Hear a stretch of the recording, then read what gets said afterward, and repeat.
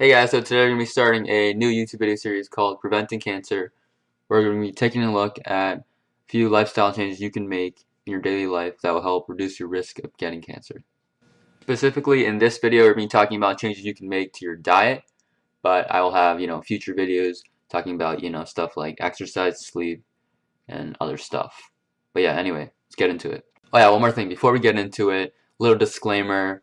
Basically, I'm giving you some information in this video, but you have to kind of like understand that just because you apply all these changes or, even, apply other changes from other people's videos or, stuff you read online or even stuff you hear from your doctor, that doesn't 100% guarantee you'll never have cancer, but it'll reduce your risk and better than doing nothing.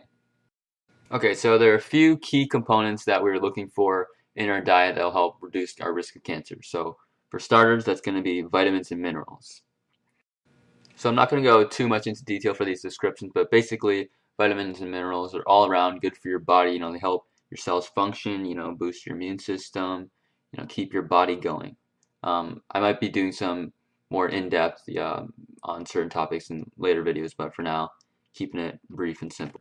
So next up we have antioxidants. So antioxidants basically neutralize free radicals, which are basically like highly reactive chemicals that can potentially harm the cells in your body. But also need to know free radicals are normal, but in high concentrations they can damage parts of your cells, including if it so happens to damage parts of the DNA, that can play a role in developing the cancers in the long run. So next up we have dietary fiber, which basically helps move food through the digestive system, speeding up the process, allowing for more thorough and efficient transfer of waste, which could possibly contain carcinogens. Finally, we have phytochemicals, which are basically naturally occurring chemicals found in plants that provide the plants with their color, odor, and flavor. Studies have shown that they stimulate the immune system, block substances we eat, drink, and breathe from becoming carcinogens, and they also help regulate hormones and growth rate of cancer cells. So now that we got all that out of the way, let's talk about some foods that you should be focusing on or trying to get into your diet. So I'm going to basically list a few foods you could eat, but just remember that these aren't the only foods you can eat, and these are just some examples. So yeah. So it might be a bit cliche, but fruits and vegetables are really your best option to go for. I have here, apples, strawberries, carrots, tomatoes, all that good stuff. Kind of like got like a red theme going.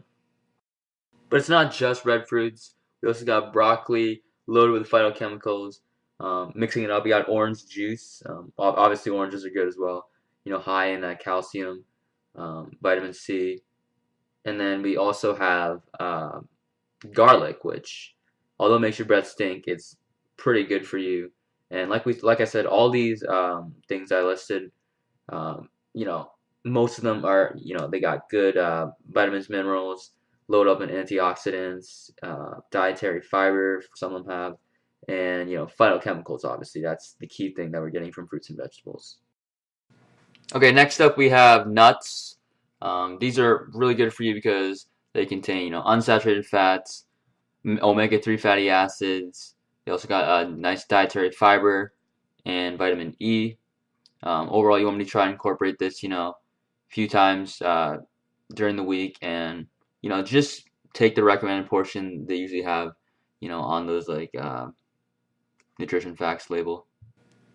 Another good source of protein is going to be that fish because it contains B vitamins, potassium, selenium, and once again, just like nuts, omega-3 fatty acids, which is the good fats. That's what your body is really meant to take in. Nowadays, we're doing that omega-6 fatty acids, so we want to try and reduce that and have a higher omega-3 to omega-6 fatty acid ratio. And like everything, you want to take this in moderation. You shouldn't be eating, fish every single day. That's probably a little bit overkill. So make sure you just be reasonable. With that being said, personally, my favorite type of fish to eat is salmon. If you haven't tried it already, it tastes really good and overall really healthy for you. Finally, we have the white meat, like chicken or turkey. I'm going to go over why in a later section, but yeah. So our next section is whole grains. Whole grains are good for you because they mostly contain dietary fiber. They also have some vitamins and minerals, as well as phytochemicals. So I have some examples, shown here of whole grains, but in general, just look on labels for like, 100% whole wheat or something like that. We got rice, bread, cereal, pasta. Just remember, make sure you're looking for that 100% whole wheat. Also, brown rice over white rice, because you don't want the refined rice. You want the natural whole grain rice. By the way, in terms of cereal, if you're looking for a specific type, my personal favorite is Honey Nut Cheerios. Pretty healthy for you, all around. It tastes good and it's one of the most healthy in my opinion. So we talked a lot about foods that we should be eating, but now let's shift our focus over to foods that we should try to stay away from or be avoiding. Keep in mind for many of these foods, um, they can be good if they're consumed occasionally, but you should try and reduce your intake or just don't make it like a daily or even a weekly thing. So some obvious ones are probably, alcohol, beer, that type of stuff, and soda, carbonated beverages, um, along that lines, because basically a lot of this stuff is just high intake in sodium, so processed meats as well, that red meat we touched on earlier, you just want to reduce the sodium intake. Mainly because high levels of sodium are harmful to the body. It can cause high blood pressure, heart disease, and also more related to cancer, stomach cancer because you intake too much salt, can damage the lining of your stomach potentially. So, you still need salt to function for your body to function, but just be aware of how much salt you're intaking and try to reduce it. Just going off that, another thing you should be watching for is refined sugars because those are the things that are going to feed the cancer cells. So, that can be found in, processed foods, even like sugary cereal. So just keep an eye on that. Now, you guys may be wondering why I have margarine up here, and that's mainly because it contains hydrogenated oils, which are basically they contain actually some trans fatty acids, which are the unhealthy fats that we don't want to be taking in. Won't go into detail here of why, but yeah. Oh yeah, and just connecting this back to an earlier point, you want to be trying to get wild fish, not farm fish, mainly because the wild fish, we talked about all the benefits of that. The farm fish, it's gonna still may have a little bit of those benefits, but since they're contained in a small area, treated maybe even like chemicals, they're produced really for mass production, and they're not really wild or natural.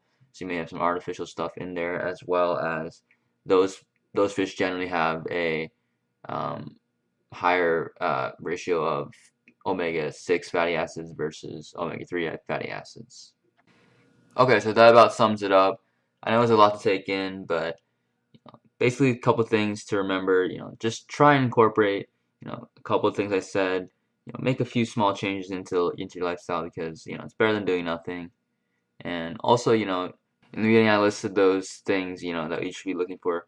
Try and get those things from natural foods, from your fruits and vegetables, versus just taking vitamin supplements, which may seem like the easy way out, but uh, it's it's not good in the long run. It's not really the best solution.